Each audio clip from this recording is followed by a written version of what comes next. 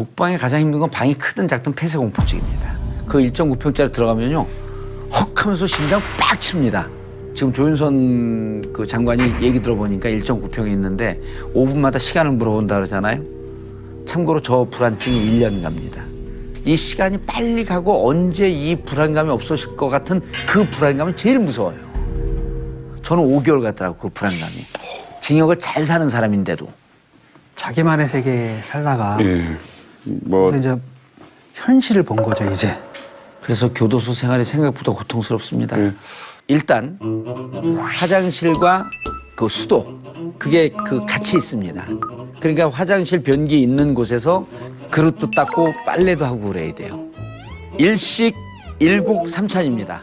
근데 이제 사 먹을 수 있는 게 많이 있어요. 무말랭이도 사 먹고 김도 사 먹고. 하식. 예, 사식은 없습니다.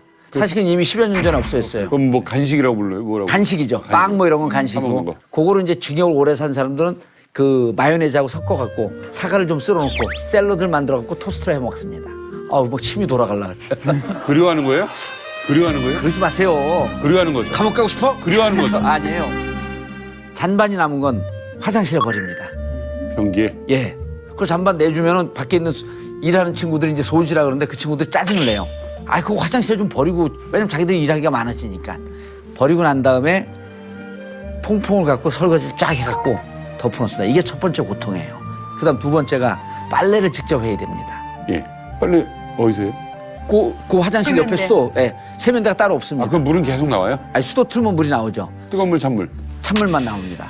그래서 겨울에는 실장갑을 끼고 그다음에 빨간 장갑 그 고무 장갑을 끼고 손이 시려우니까 그리고 빨래를 하는 거예요.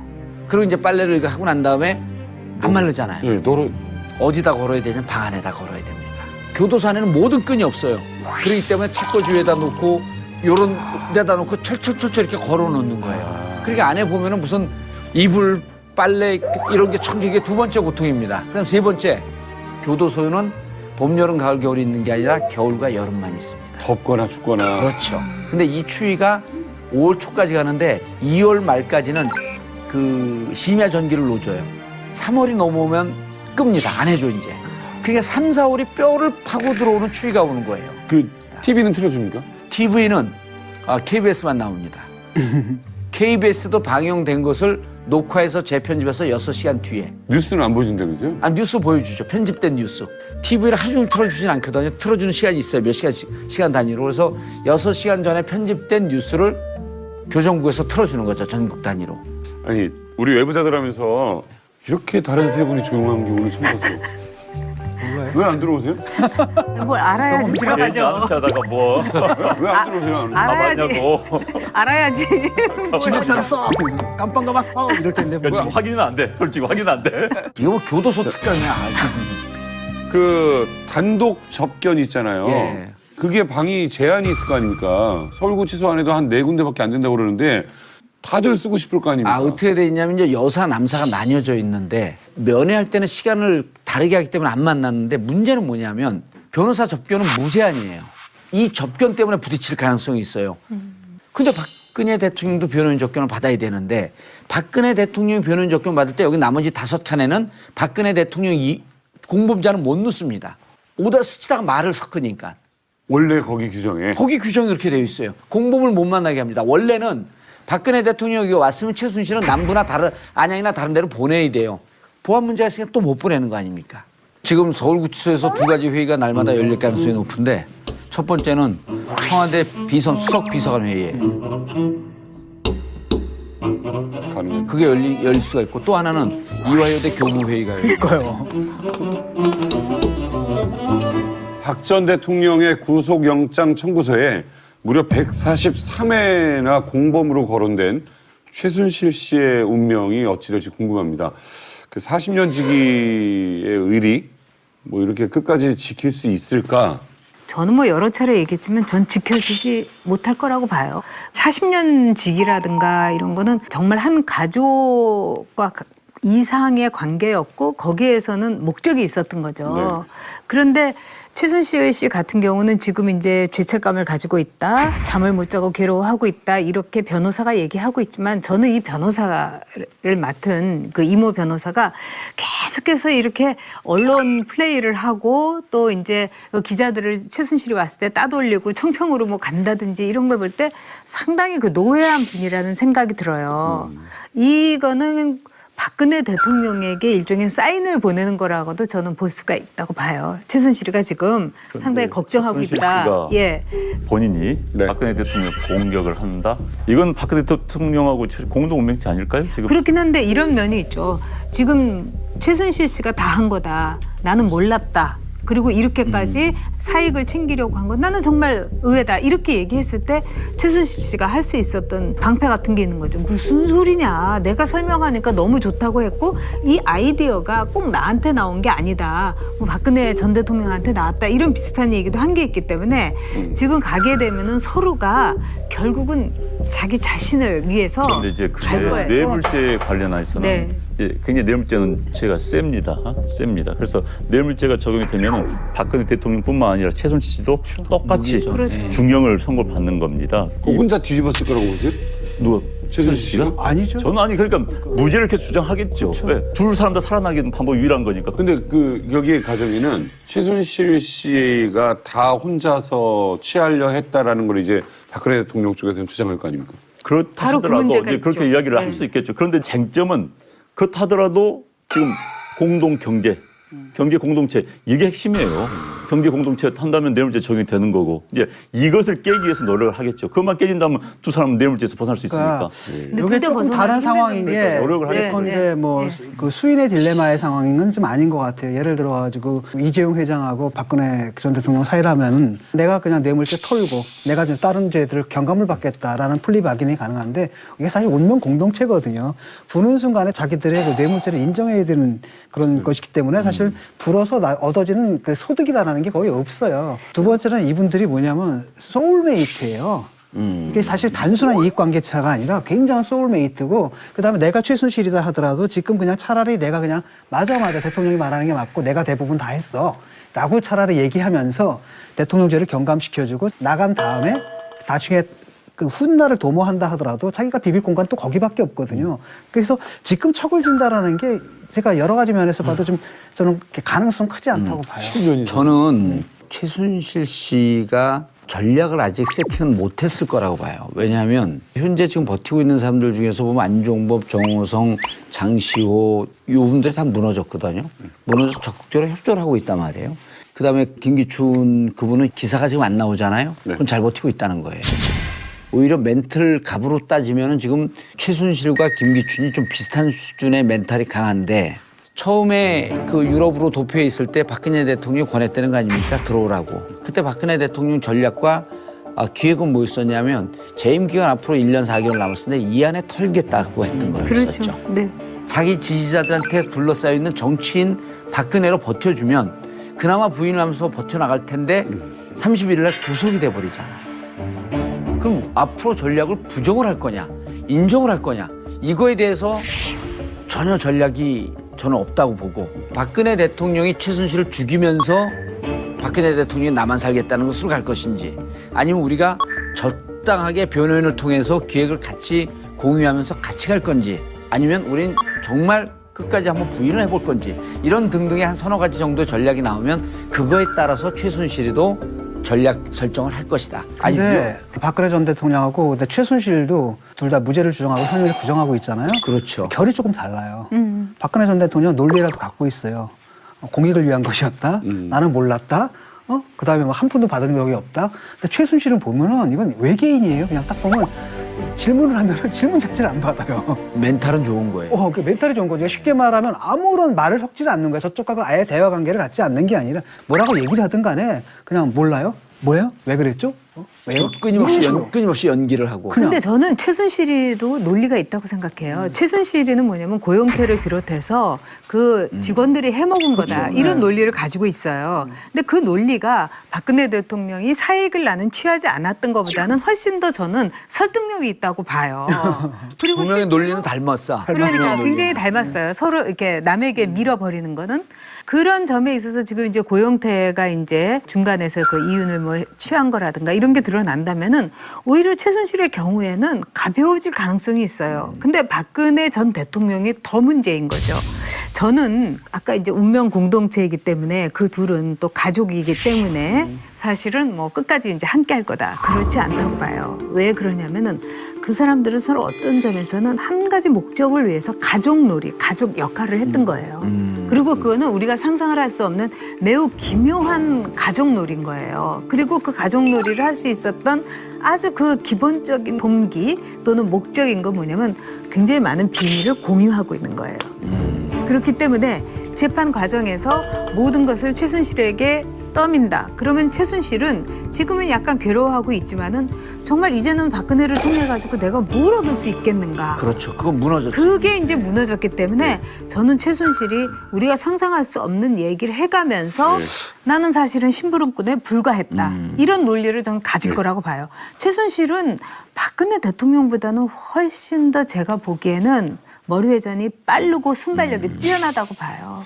저는 이제 두 가지 점이 있었는데 첫 번째는 이 사람들이 이 둘의 관계가 우리가 네. 알고 있는 정상적인 이해관계, 이해타산에 의한 관계라기보다 거의 뭐 몇십 년에 걸친 영적 결합의 관계고 두 사람의 인격이 거의 융합이 되다시피 한 이런 관계라는 것이고요. 그다음에 두 번째 이해타산의 관점에서 본다 하더라도 내가 최순실이다 하더라도 끝까지 가까이 내 충성을 지키는 게 나중을 생각하든 지금을 생각하든 여러 번은 나을 거라는 생각이 들어요. 그게 합리적이지 않나? 근데 네, 최순실 씨 최순실하고 입장에서 좀 나는 다르죠. 우리 네. 전효 의원님의 견해에 저는 많이 이제 이렇게 공감이 가는 게 박근혜 대통령이 최순실에게 당했다? 이 구조 하나 갖고 자기가 갖고 있는 혐의를 벗어나기는 너무 빈약해요. 최순실한테 미는 게. 근데 최순실 입장에서는 박근혜 대통령이 지시를 받아서 고영태에게 당했다? 그리고 자기는 박근혜 대통령의 하수인에 불과하고 밥 해주는 아줌마, 이 헛된 일만 해주는 아줌마라는 식으로 자기 캐릭터를 만약 변형을 시킨다고 한다면 빠져나갈 구멍이 있는 거거든요. 그럼요. 박근혜 전 대통령도 그렇게 얘기를 했잖아요. 예, 그래서 최순실이 제가 하녀 같은 보기에는 사람이라고. 제가 보기에는 여기에서 저는 만약에 1단계, 2단계, 3단계 자기 저지선이 다 무너졌기 때문에 각자 사는 전략으로 가게 되면 오히려 최순실의 생환의 가능성이 훨씬 더 높지 않겠냐. 그렇다고 한다면 네, 나는 이건 너무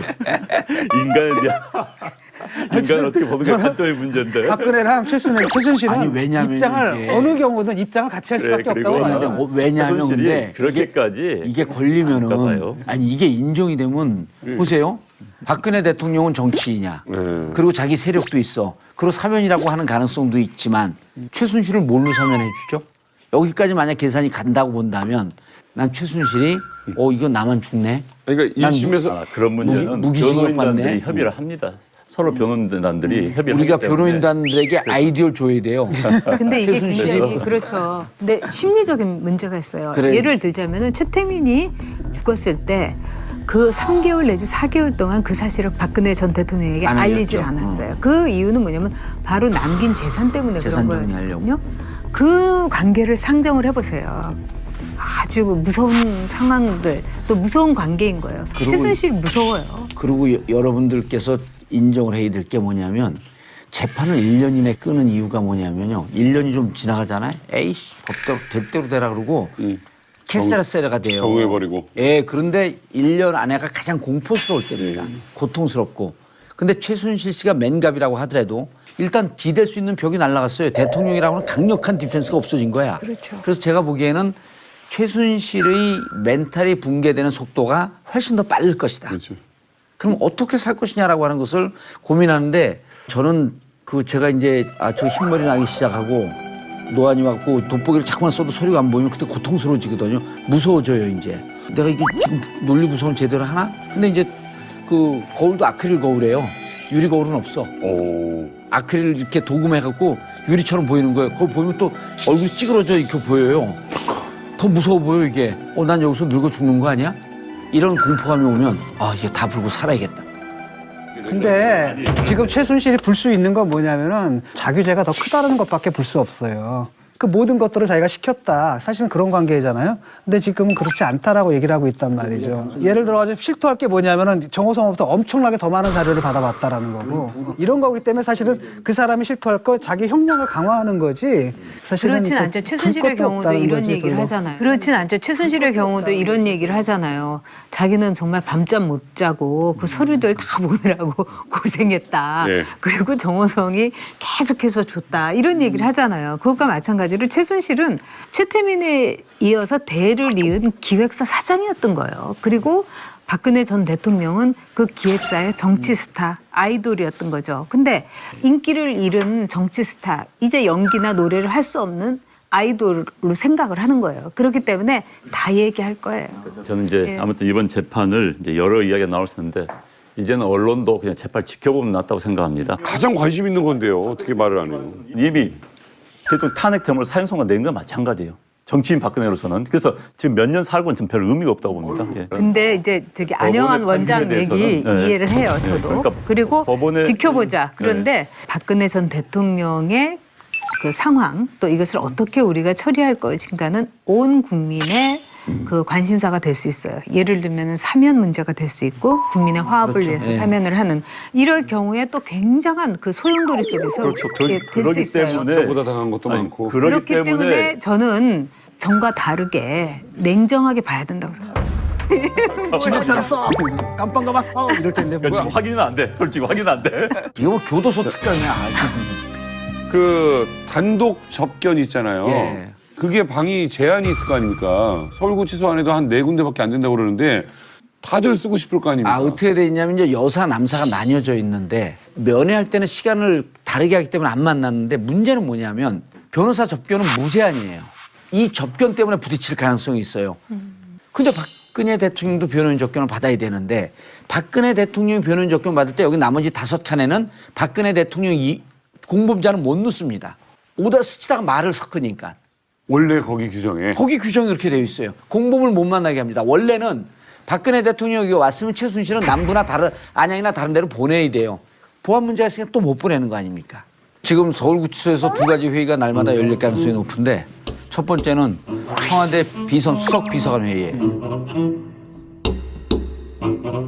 그게 열릴 수가 있고 또 하나는 이화여대 교무회의가 열려요. 거예요. 박 전 대통령의 구속영장 청구서에 무려 143회나 공범으로 거론된 최순실 씨의 운명이 어찌 될지 궁금합니다.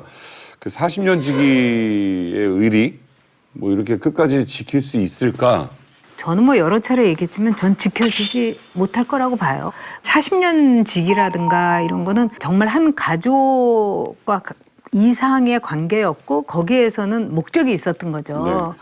그런데 최순실 씨 같은 경우는 지금 이제 죄책감을 가지고 있다, 잠을 못 자고 괴로워하고 있다 이렇게 변호사가 얘기하고 있지만 저는 이 변호사를 맡은 그 이모 변호사가 계속해서 이렇게 언론 플레이를 하고 또 이제 기자들을 최순실이 왔을 때 따돌리고 청평으로 뭐 간다든지 이런 걸 볼 때 상당히 그 노회한 분이라는 생각이 들어요.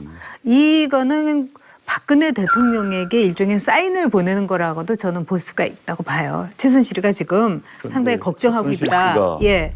본인이 네. 박근혜 대통령 공격을 한다. 이건 박근혜 대통령하고 공동 운명체 아닐까요? 지금 그렇긴 한데 이런 면이 있죠. 지금 최순실 씨가 다 한 거다. 나는 몰랐다. 그리고 이렇게까지 사익을 챙기려고 한 건 나는 정말 의외다. 이렇게 얘기했을 때 최순실 씨가 할 수 있었던 방패 같은 게 있는 거죠. 무슨 소리냐. 내가 설명하니까 너무 좋다고 했고 이 아이디어가 꼭 나한테 나온 게 아니다. 뭐 박근혜 전 대통령한테 나왔다. 이런 비슷한 얘기도 한 게 있기 때문에 지금 가게 되면은 서로가 결국은 자기 자신을 위해서 근데 이제 갈 거예요. 뇌물죄에 관련해서는 네. 이제 굉장히 뇌물죄는 죄가 셉니다. 셉니다. 그래서 뇌물죄가 적용이 되면은 박근혜 대통령뿐만 아니라 최순실 씨도 똑같이 그렇죠. 중형을 선고받는 겁니다. 혼자 뒤집었을 거라고 보세요? 누가 최순실 씨가? 아니죠. 저는 아니 그러니까 무죄를 이렇게 주장하겠죠. 왜? 둘 사람 다 살아나게 하는 방법이 유일한 거니까. 근데 그 여기에 가정에는 독방이 가장 힘든 건 방이 크든 작든 폐쇄공포증입니다. 그 1.9평짜리 들어가면요. 헉 하면서 심장 빡 칩니다. 지금 조윤선 그 장관이 얘기 들어보니까 1.9평에 있는데 5분마다 시간을 물어본다 그러잖아요. 참고로 저 불안증이 1년 갑니다. 이 시간이 빨리 가고 언제 이 불안감이 없어질 것 같은 그 불안감이 제일 무서워요. 저는 5개월 같더라고 그 불안감이. 징역을 잘 사는 사람인데도. 자기만의 세계에 살다가 예. 뭐 이제 현실을 본 거죠 이제. 그래서 교도소 생활이 생각보다 고통스럽습니다. 예. 일단 화장실과 그 수도 그게 그 같이 있습니다. 그러니까 화장실 변기 있는 곳에서 그릇도 닦고 빨래도 하고 그래야 돼요. 일식 일국 삼찬입니다. 근데 이제 사 먹을 수 있는 게 많이 있어요. 무말랭이도 사 먹고 김도 사 먹고. 하식. 예, 사식은 없습니다. 사식은 이미 10여 년 전에 없어졌어요. 그럼 뭐 간식이라고 불러요? 뭐라고? 간식이죠. 빵 뭐 이런 건 사 먹는 간식이고. 거. 그거를 이제 징역을 오래 산 사람들은 그 마요네즈하고 섞어갖고 사과를 좀 썰어놓고 샐러드를 만들어갖고 토스트로 해 먹습니다. 아우 뭐 침이 돌아갈라. 그리워하는 거예요? 그리워하는 거예요? 그러지 마세요. 그리워하는 거죠. 감옥 가고 싶어? 그리워하는 거죠. 아니에요. 잔반이 남은 건 화장실에 버립니다. 변기에. 예. 그 잔반 내주면은 밖에 있는 일하는 친구들이 이제 손실하 그러는데 그 친구들이 짜증을 내요. 아, 그거 화장실에 좀 버리고 왜냐면 자기들이 일하기가 많아지니까 버리고 난 다음에 퐁퐁을 갖고 설거지를 쫙 해갖고 최순실 씨가 다 혼자서 취하려 했다라는 걸 이제 박근혜 대통령 쪽에서는 주장할 거 아닙니까? 그렇다 바로 그 하더라도 문제가 이제 그렇게 있죠. 이야기를 네. 할 수 있겠죠. 그런데 쟁점은 그렇다 하더라도 지금 공동 경제 공동체 이게 핵심이에요. 경제 공동체 한다면 뇌물죄 적용이 되는 거고 이제 이것을 깨기 위해서 노력을 하겠죠. 그것만 깨진다면 두 사람은 뇌물죄에서 벗어날 수 있으니까. 근데 이게 둘다 조금 벗어나기 다른 힘들던데. 상황인 게 노력을 하겠죠. 예컨대 뭐 그 수인의 딜레마의 상황인 건 좀 아닌 것 같아요. 예를 들어가지고 이재용 회장하고 박근혜 전 대통령 사이라면 내가 그냥 뇌물죄 털고 내가 좀 다른 죄들을 경감을 받겠다라는 플리바긴이 가능한데 이게 사실 운명 공동체거든요. 부는 순간에 자기들의 그 뇌물죄를 인정해야 되는 그런 것이기 때문에 사실 불어서 얻어지는 그 소득이라는 게 거의 없어요. 두 번째는 이분들이 뭐냐면 소울메이트예요. 이게 사실 단순한 이익관계차가 아니라 굉장한 소울메이트고 그다음에 내가 최순실이다 하더라도 지금 그냥 차라리 내가 그냥 맞아 대통령이 말하는 게 맞고 내가 대부분 다 했어 라고 차라리 얘기하면서 대통령제를 경감시켜주고 나간 다음에 나중에 그 훗날을 도모한다 하더라도 자기가 비빌 공간 또 거기밖에 없거든요. 그래서 지금 척을 진다라는 게 제가 여러 가지 면에서 봐도 좀 저는 가능성 크지 않다고 봐요. 10년이 저는 최순실 씨가 전략을 아직 세팅은 못했을 거라고 봐요. 왜냐하면 현재 지금 버티고 있는 사람들 중에서 보면 안종범, 정호성, 장시호 이분들이 다 무너졌거든요. 무너져서 적극적으로 협조를 하고 있단 말이에요. 그다음에 김기춘 그분은 기사가 지금 안 나오잖아요. 오픈었습니다. 이게 첫 번째 고통이에요. 그다음 두 번째가 빨래를 직접 해야 됩니다. 예. 빨리 어디서 해요? 그 화장실 옆에 수도 세면대가 따로 없습니다. 아, 그럼 물은 계속 나와요? 아니, 수도 틀면 물이 나오죠. 뜨거운 물, 찬물. 찬물만 나옵니다. 그래서 겨울에는 실장갑을 끼고 그다음에 빨간 장갑 그 고무장갑을 끼고 손이 시려우니까 그리고 빨래를 하는 거예요. 그리고 이제 빨래를 이거 하고 난 다음에 안 마르잖아요. 예, 어디다 걸어야 되냐면 방 안에다 걸어야 됩니다. 교도소 안에는 모든 끈이 없어요. 그렇기 때문에 책꽂이 위에다 놓고 요런 데다 놓고 철철철철 이렇게 걸어 놓는 거예요. 그러니까 안에 보면은 무슨 이불, 빨래 이런 게 천지게 두 번째 고통입니다. 그다음 세 번째 교도소는 봄, 여름, 가을, 겨울이 있는 게 아니라 겨울과 여름만 있습니다. 덥거나 춥거나. 그렇죠. 근데 이 추위가 5월 초까지 가는데 2월 말까지는 그 심야 전기를 놓줘요. 3월이 넘어오면 끕니다. 안 해줘 이제. 그러니까 3, 4월이 뼈를 파고 들어오는 추위가 오는 거예요. 그 TV는 틀어줍니까? TV는 KBS만 나옵니다. KBS도 방영된 것을 녹화해서 재편집해서 6시간 뒤에. 뉴스는 안 보여준다면서요? 뉴스 보여주죠. 편집된 뉴스. TV를 하루 종일 틀어주진 않거든요. 틀어주는 시간이 있어요. 몇 시간씩, 시간 단위로. 그래서 6시간 전에 편집된 뉴스를 교정부에서 틀어주는 거죠. 전국 단위로. 아니, 우리 외부자들 하면서 이렇게 다른 세 분이 조용한 게 오늘 처음 봤어요. 몰라요. 왜 안 들어오세요? 뭘 알아야지 얘기 들어가죠. 안 하다가 뭐 왜 안 들어오세요? 알아야지. 가봤냐고. 알아야지.